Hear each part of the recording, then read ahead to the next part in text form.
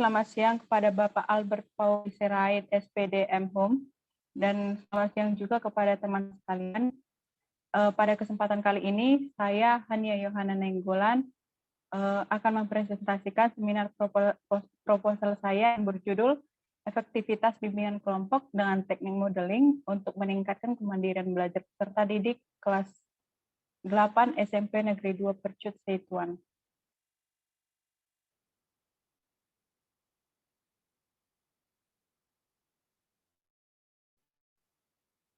Udah Bang?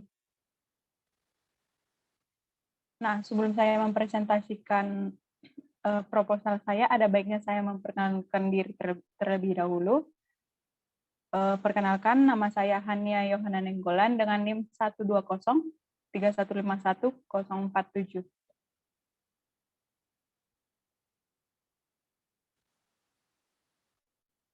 Yang pertama, saya akan menjelaskan tentang latar belakang. Latar belakang yang pertama, landasan bimbingan dan konseling pada hakikatnya merupakan faktor-faktor yang harus diperhatikan dan dipertimbangkan, khususnya oleh konselor selaku pelaksana utama dalam mengembangkan layanan bimbingan dan konseling. Latar belakang yang kedua, bimbingan dan konseling merupakan kegiatan yang diharapkan bahwa peserta didik dapat memiliki kemandirian dalam belajar. Kemandirian adalah suatu sikap yang mengutamakan kemampuan peserta didik ataupun diri sendiri dalam mengatasi berbagai masalah demi mencapai suatu tujuan, tanpa menutup diri terhadap berbagai kemungkinan kerjasama yang saling menguntungkan. Latar belakang yang ketiga, dalam bimbingan kelompok ada beberapa teknik khusus dalam pendekatan behavioral. Nah, pendekatan itu terdapat teknik khusus diantaranya yaitu penguatan positif, kartu berharga, pembentukan, kontrak perilaku, penokohan atau modeling, pengelolaan diri atau self-management, penghapusan, pembanjiran, penjenuhan, hukuman, dan desensitisasi.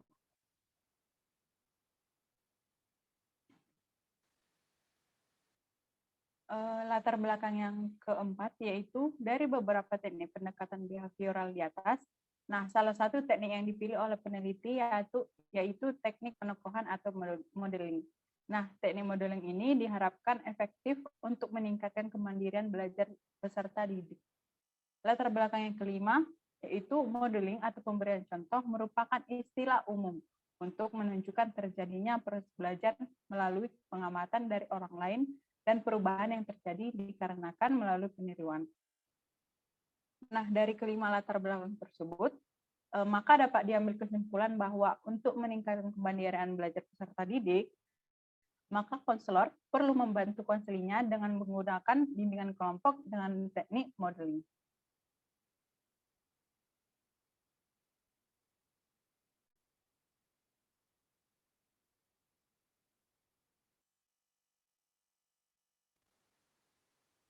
Yang selanjutnya ada identifikasi masalah.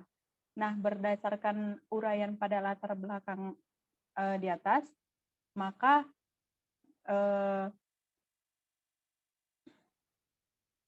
identifikasi masalah yang dapat diambil yaitu yang pertama, berdasarkan hasil prapenelitian, terdapat 9 peserta didik, yaitu 23% dari kelas 79 yang memiliki kemandirian belajar yang rendah ditandai dengan 3 indikator.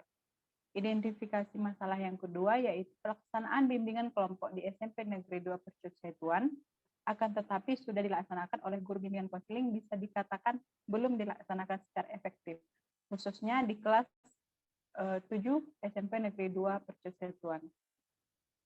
Identifikasi masalah yang ketiga yaitu apabila masalah kemandirian belajar rendah tidak ditangani, maka akan berdampak buruk bagi peserta didik tersebut, bahkan berimbas pada peserta didik yang lain.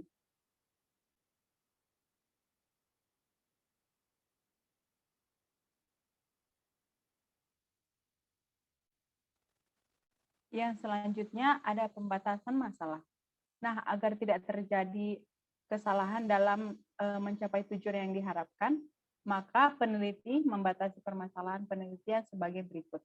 Yang pertama, penelitian hanya dilakukan pada peserta didik kelas 7-9 yang memiliki kemandirian belajar rendah di SMP Negeri 2 Percut Setuan.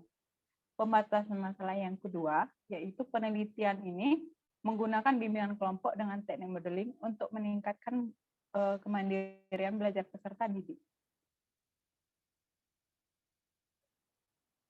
Nah, berdasarkan latar belakang di atas, maka permasalahan utama dalam penelitian ini yaitu apakah bimbingan kelompok dengan teknik modeling efektif dalam meningkatkan kemandirian belajar pada peserta didik di kelas 7 SMP Negeri 2 Percut Setuan.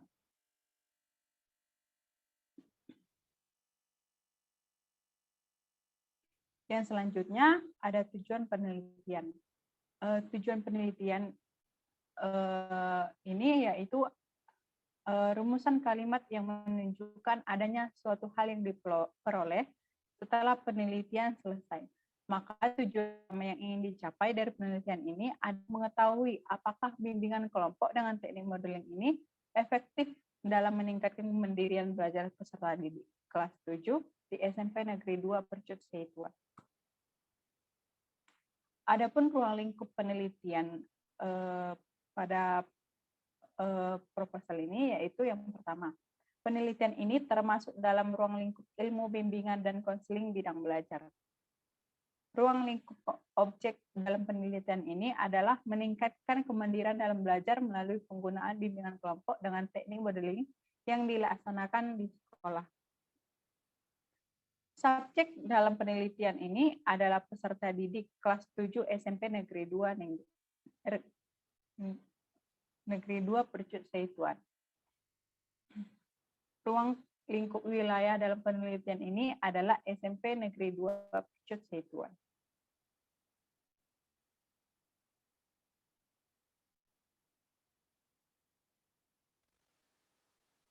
Yang selanjutnya, saya akan menjelaskan tentang kajian teori. Yang pertama, saya akan menjelaskan tentang bimbingan kelompok.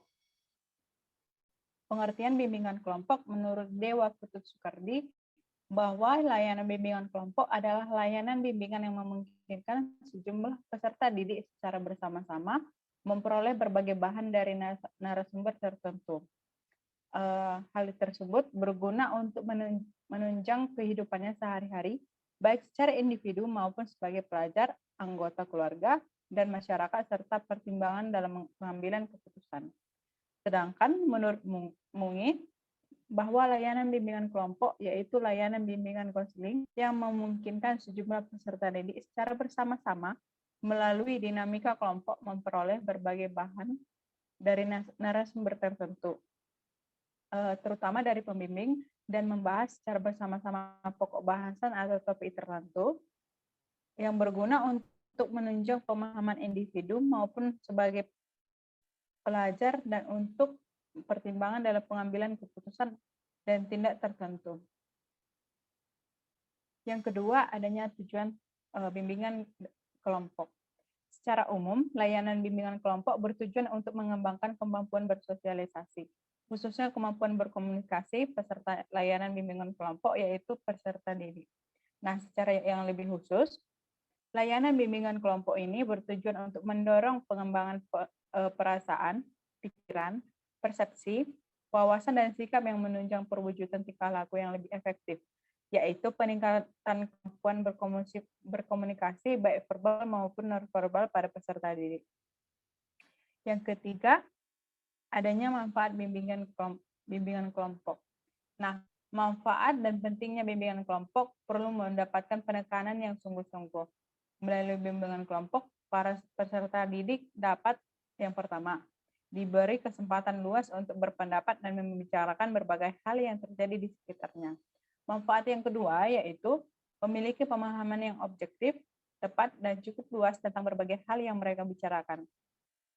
Manfaat ketiga yaitu menimbulkan sikap yang positif terhadap keadaan diri dan lingkungan mereka yang bersangkut paut dengan hal-hal yang mereka bicarakan dalam kelompok tersebut.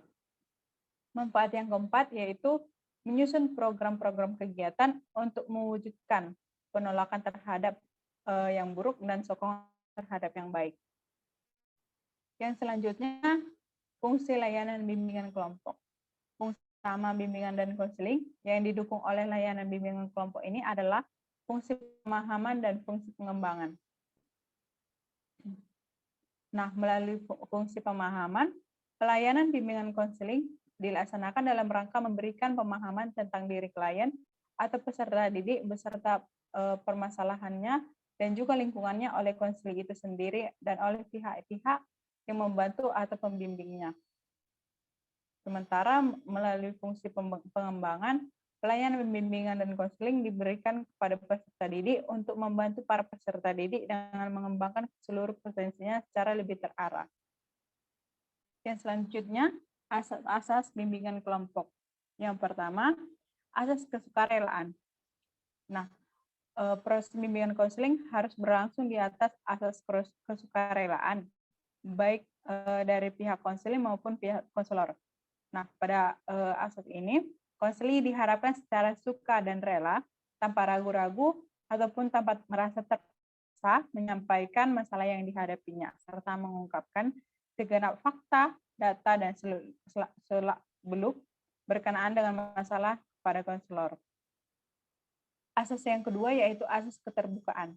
Dalam pelaksanaan bimbingan dan konseling, sangat diperlukan suasana keterbukaan, baik keterbukaan dari konselor maupun keterbukaan dari konseling. Asas yang ketiga yaitu asas penormatifan. Usaha bimbingan dan konseling tidak boleh bertentangan dengan norma-norma yang berlaku, baik ditinjau dari norma agama, norma adat, norma hukum, norma ilmu, maupun kebiasaan sehari-hari.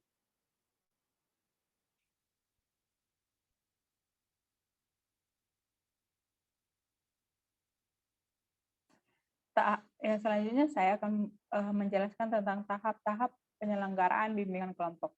Tahap yang pertama yaitu tahap pembentukan. Kegiatan awal dari sebuah kelompok dapat dimulai dengan mengumpulkan para calon anggota kelompok dalam rangka kegiatan kelompok yang akan direncanakan yang meliputi pengenalan dan pengungkapan tujuan, terbangunnya kebersamaan, keaktifan pemimpin kelompok, beberapa teknik pada tahap awal.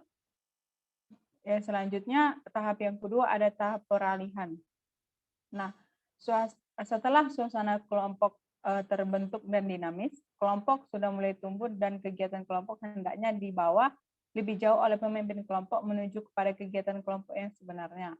Oleh karena itu, perlu diselenggarakannya tahap peralihan. Yang pertama, suasana kegiatan. Pada suasana kegiatan ini, pemimpin kelompok perlu menjelaskan peranan para anggota kelompok dalam kelompok bebas. Yang kedua, suasana ketidakimbangan.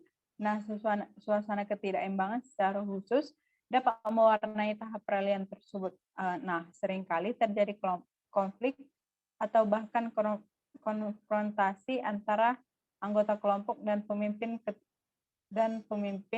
ketidaksesuaian yang banyak terjadi dalam keadaan banyak anggota.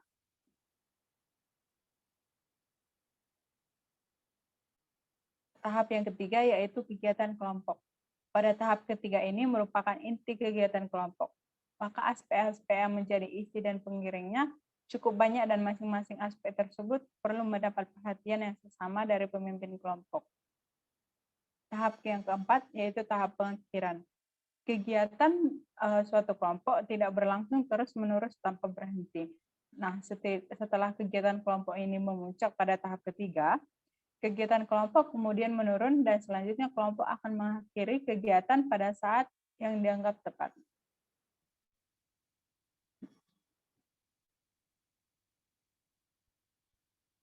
Yang selanjutnya ada teknik-teknik layanan bimbingan kelompok.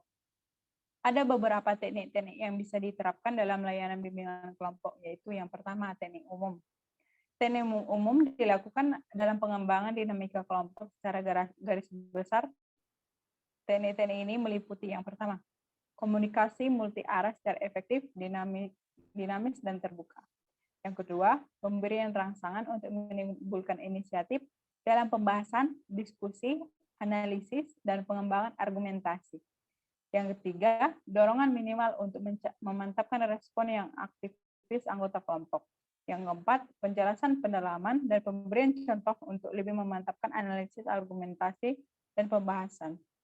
Yang kelima, pelatihan dan pembentukan pola tingkah laku yang dikehendaki.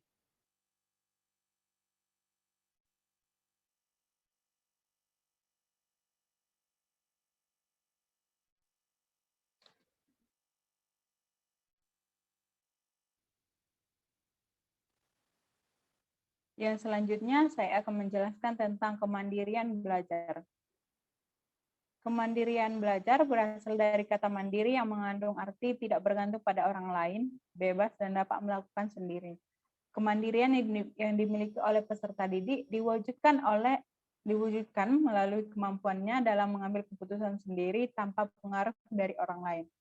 Menurut Johnson, mandiri berarti mampu mengolah diri sendiri, mengambil keputusan sendiri, dan menerima tanggung jawab untuk mengatur dirinya sendiri. Peserta didik yang mandiri mampu mengatur diri sendiri, mengambil keputusan sendiri, dan menerima tanggung jawab sendiri. Selain itu, Dors berpendapat bahwa kemandirian adalah individu yang mampu menghadapi masalah-masalah yang dihadapinya dan mampu bertindak secara dewasa. Bahwa kemandirian merupakan setiap individu mampu menghadapi masalah-masalahnya dan bertindak secara dewasa. Yang selanjutnya, ciri-ciri kemandirian belajar. Cabib Toha menuliskan ciri-ciri kemandirian belajar yaitu sebagai berikut. Yang pertama, seseorang mampu mengembangkan sikap kritis terhadap kekuasaan yang datang dari luar dirinya. Yang kedua, adanya kemampuan untuk membuat keputusan secara bebas tanpa dipengaruhi oleh orang lain. Selain itu, menurut Sufyarman, orang yang mandiri dapat dilihat dengan indikator yaitu antara lain. Yang pertama, progresif dan ulet seperti tanpa mengajar prestasi, penuh ketekunan, merencanakan dan mewujudkan harapan-harapannya. Yang kedua, berinisiatif yang berarti mampu berpikir dan bertindak secara original, kreatif, dan penuh inisiatif. Yang ketiga, kemampuan diri, mencakup dalam aspek percaya diri, dan ciri-ciri yang keempat, memperoleh kepuasan atas usahanya sendiri.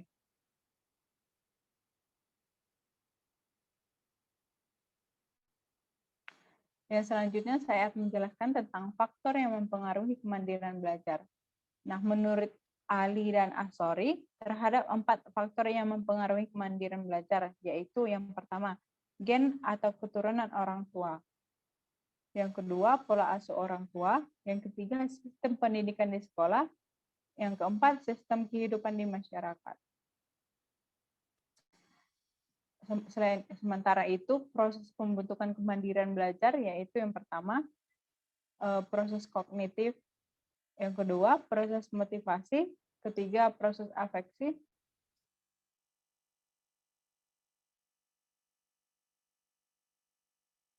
Yang keempat, proses seleksi.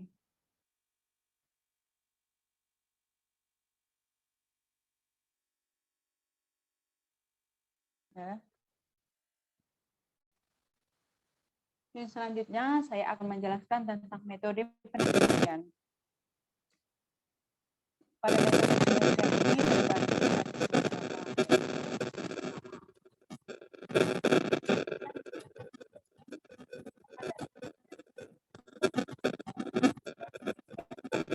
ini kontrol grup design. Nah, pada 2 kelompok tersebut kan sama-sama dilakukan pretest dan posttest. Namun hanya kelompok eksperimen yang diberikan perlakuan atau treatment. Desain eksperimen ini digunakan karena pada penelitian ini terdapat kelompok eksperimen yang akan diberikan perlakuan dan kelompok kontrol sebagai pembanding, yaitu pada 2 kelompok tersebut akan dilakukan pengukuran sebanyak 3 kali, yaitu sebelum dan sesudah perlakuan. Kerangka berpikir. Kemandirian belajar adalah yaitu mencakup percaya diri. Maksudnya di sini peserta didik kurang percaya diri dalam mengemukakan pendapatnya. Yang kedua, tanggung jawab. Maksudnya di sini peserta didik yang kurang memiliki tanggung jawab terhadap tugas yang seharusnya diselesaikan. Yang ketiga, inisiatif. Peserta didik yang kurang memanfaatkan waktu belajar. Nah, dengan itu, dengan adanya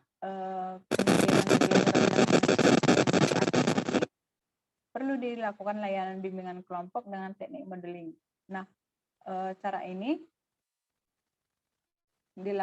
layanan ini dilakukan untuk mencapai kemandirian belajar yang tinggi, yaitu yang mencakup percaya diri, yaitu peserta didik menjadi yakin terhadap diri sendiri.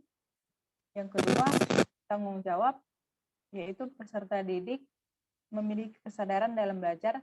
Yang ketiga, inisiatif, belajar dengan sendiri. Selanjutnya, variabel penelitian. Yang pertama, variabel bebas atau independent X. Variabel bebas atau independen merupakan variabel yang mempengaruhi atau menjadi sebab perubahannya atau timbulnya variabel dependen atau terikat. Pada penelitian ini, variabel bebas yaitu bimbingan kelompok teknik modeling. Yang kedua, variabel terikat atau dependen Y. Variabel terikat atau dependen adalah variabel yang mempengaruhi atau yang menjadi akibat karena ada variabel bebas. Pada penelitian ini, variabel terikatnya yaitu kemandirian belajar peserta didik. Yang selanjutnya, definisi operasional. Definisi operasional variabel merupakan uraian yang berisikan sejumlah faktor yang dapat diamati dan diukur untuk mengidentifikasi variabel atau konsep yang digunakan. Adapun definisi operasional meningkatkan kemandirian belajar peserta didik kelas 7-9 SMP Negeri 2 Percusetuan dengan menggunakan teknik modeling. Populasi pada penelitian ini yaitu wilayah dengan generalisasi yang terdiri atas sampel yang mempunyai kualitas dan karakteristik tertentu yang ditetapkan oleh peneliti untuk mempelajari dan kemudian ditarik kesimpulannya. Nah, menurut Arikunto, populasi adalah subjek penelitian. Populasi pada penelitian dapat disimpulkan sebagai subjek penelitian yang mengenai dapat diperoleh dari data yang dipermasalahkan. Populasi dalam penelitian ini adalah 60 peserta didik, yaitu kelas 7-9 SMP Negeri 2 Percusetuan. Sementara itu, sampel dalam penelitian ini adalah peserta didik kelas 7-9 SMP Negeri 2 Percusetuan. Sampel yang akan diteliti oleh peneliti di kelas ini yaitu ada 16 orang peserta didik yang akan dibagi menjadi dua kelompok, yaitu 8 peserta didik untuk kelas eksperimen dan 8 peserta didik untuk kelas kontrol. Selanjutnya adanya teknik pengumpulan data. Teknik pengumpulan data yang dipakai pada penelitian ini yang pertama observasi, kedua wawancara, ketiga dokumentasi, keempat angket. Dan selanjutnya ada uji coba instrumen.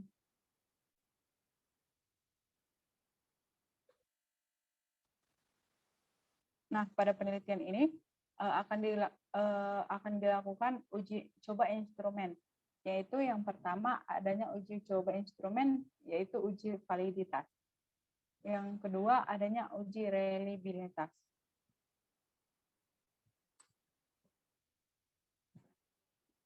Baiklah hadirin sekalian, sekian presentasi dari saya.